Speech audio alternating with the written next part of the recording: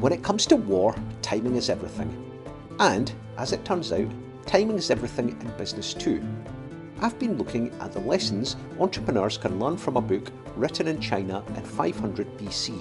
And, would you believe it, it can teach us a lot about running a business. As surprising as it is, the parallels in fighting a war over 2,000 years ago and starting a business in the modern world are quite something.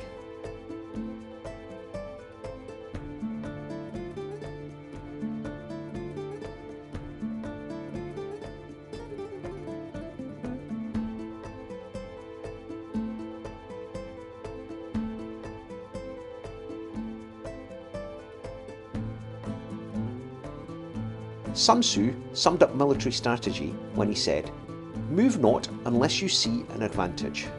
Use not your troops unless there is something to be gained. Fight not unless the position is critical." He made the point that in battle it's important to know when to make your move. Use your experience and instinct to know when the time is right. Sometimes waiting is the best tactic. And of course, we know that applies to being an entrepreneur as well. Chinese-American business consultant Chen-Ning Chu made this point more recently. She said, "Being in sync with universal timing gives you momentum, and momentum gives you power. Waiting until the right time to do something is like running with the wind at your back." I've got two examples to share with you, and they both involve China. Don't worry, we aren't looking at battles that raged there a couple of millennia ago. Nope, we're looking at modern China and the problems Western companies face when they try to enter the market there.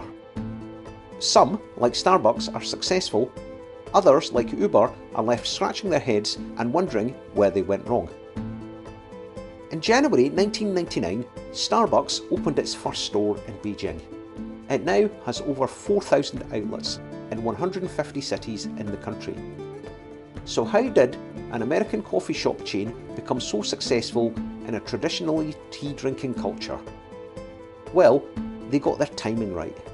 In the late 90s, a middle class was starting to emerge in China, and Starbucks was there to offer a Western coffee drinking experience. The company did its market research and then some to make sure they got it spot on. They didn't view China as one homogeneous country. They realised that China of the north is very different to the south. Urban areas are completely different from more rural locations. They didn't advertise through mass media, which could have been perceived as an insult to the local tea culture. They picked high traffic and obvious locations to showcase their offerings. For a global brand, Starbucks went local, and that, along with timing, was key to their success. Let's contrast that with the fortunes of Uber. In 2016, after 2 years and $2 billion of losses, Uber agreed to sell its Chinese business to local competitor Didi Chuxing. For this, Uber received a 20% minority share in its rival, a $1 billion equity investment from the firm, and was left with a very red face indeed.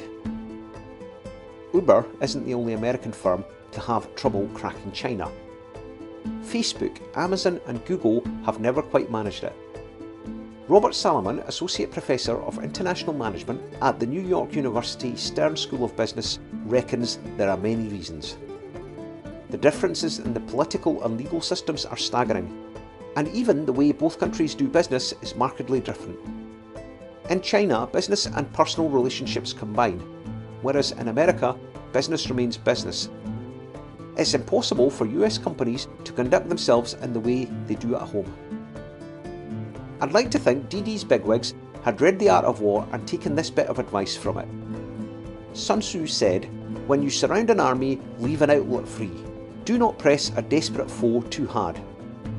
And that's exactly what they did with Uber when they gave it the chance to leave the Chinese market in the deal they reached. If Uber could go back and change one thing, surely they would have teamed up with Didi from the start instead of trying to compete with them. Their knowledge of the market would have been the difference, and I bet Uber would have succeeded. They say a week is a long time in politics, and goodness me, don't we know that all too well just now. But it's also an eternity in business. My advice, and the advice of Sun Tzu, is bide your time.